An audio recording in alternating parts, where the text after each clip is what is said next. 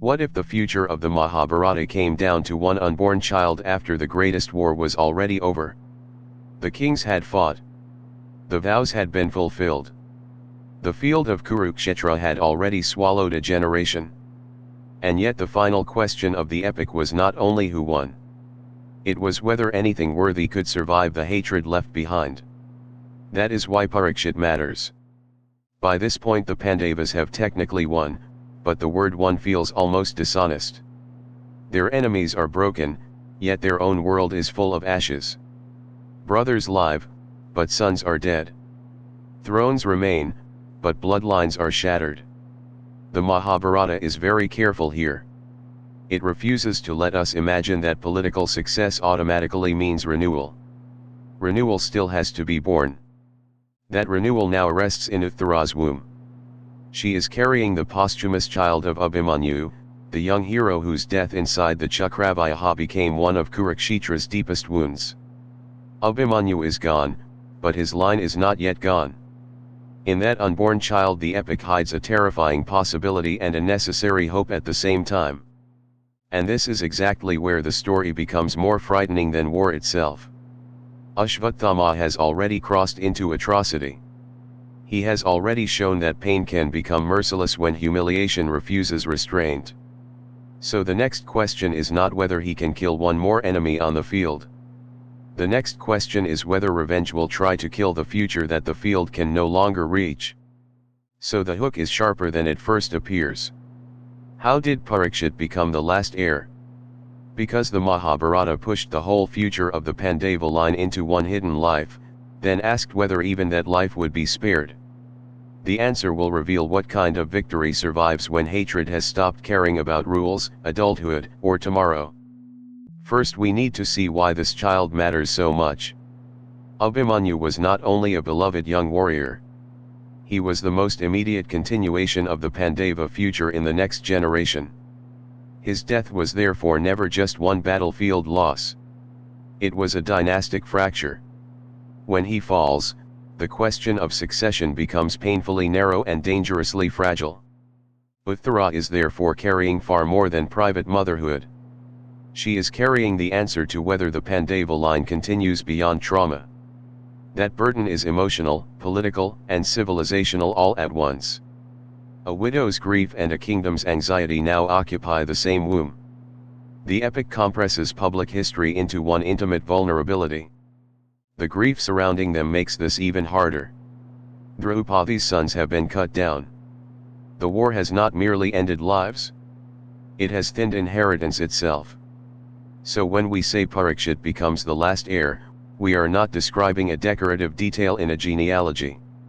We are naming the one surviving thread through which the house can still imagine continuity after catastrophe. That also changes how we understand the throne. The throne is no longer the grand prize the war was supposedly about. Without succession it becomes a seat above a graveyard. Power without future is just delayed emptiness. The unborn child matters because he transforms the throne from an exhausted symbol back into a possible line of life. And now the stakes fully sharpen. If Ashwatthama strikes this child, he is not only attacking one family. He is trying to prove that the defeated can still poison the winners tomorrow.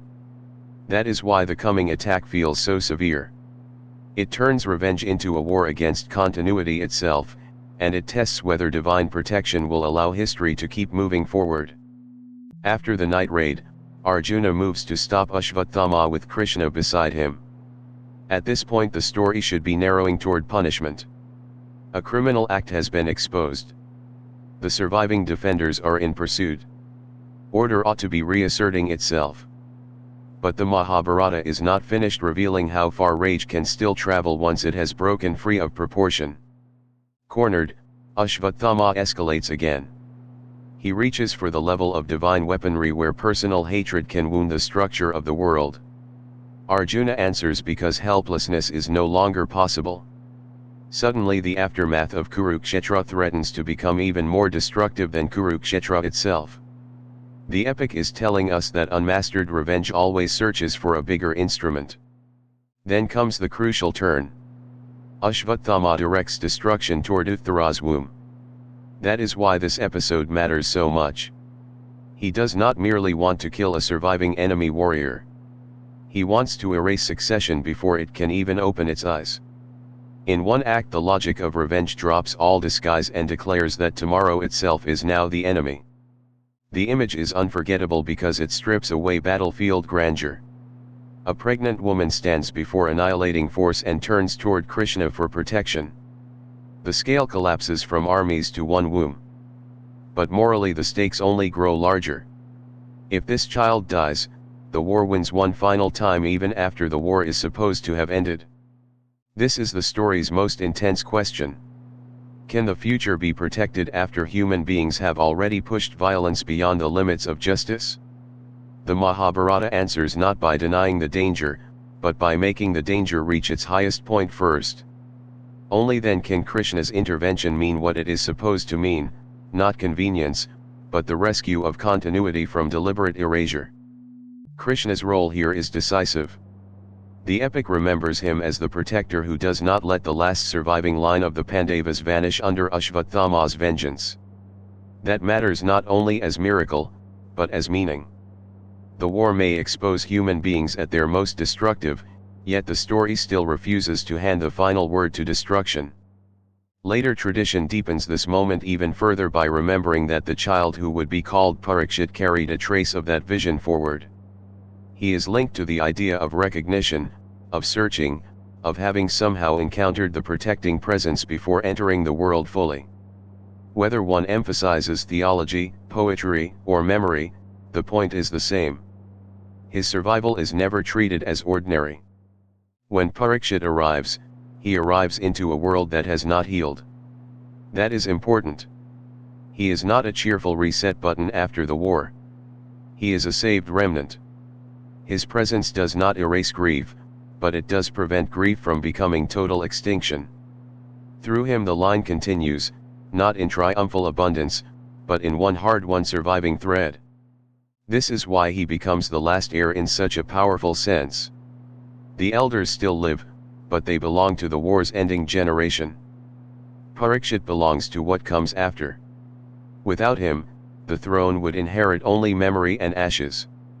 With him, the epic allows a line of responsibility to continue beyond the battlefield's final scream. So Parikshit is not merely the next child in a royal line. He is the answer to a civilizational emergency. The Mahabharata lets almost everything collapse, and then preserves one heir so the story can say that continuity is fragile, sacred, and never guaranteed by military victory alone. That is how the saved child becomes the last heir. So how did Parikshit become the last heir?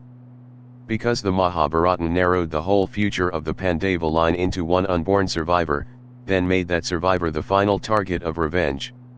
His importance comes from the scale of what depended on him. He is the child through whom the epic insists that tomorrow must not belong entirely to the violence of yesterday. The contrast with Ashwatthama makes the lesson unforgettable. One path lets pain justify the destruction of innocence. The other path protects innocence precisely because pain has already gone too far. That is why Krishna's rescue is morally necessary inside the story. Revenge is denied the right to define the final shape of history. And that gives the throne its proper meaning. Ruling matters, but only after survival is secured. Succession matters, but only when it carries memory instead of repeating revenge. Parikshit's line reminds us that the real victory of a civilization is not simply defeating its enemies. It is refusing to let hatred murder the generation that should inherit the lessons. The deeper lesson belongs to all of us. Every conflict tempts people to think only about winning the present. The Mahabharata pushes harder and asks whether our actions leave anything humane for the next generation to inherit. Uttara and Parikshit answer that question through survival itself. The future is not abstract. Sometimes it is one vulnerable life that must be defended at all cost. That is how Parikshit became the last heir, not by easy inheritance, but because the Mahabharata let one unborn child carry the whole question of whether tomorrow would survive revenge. His story teaches that protecting the future is a higher victory than merely destroying the enemy. If this episode helped you see the Mahabharata more deeply, like this video, subscribe to EkalavyaLearn, and turn on the bell icon to get new videos on time. Next, Draupadi after the war asks a harder question: what does justice feel like when grief still remains?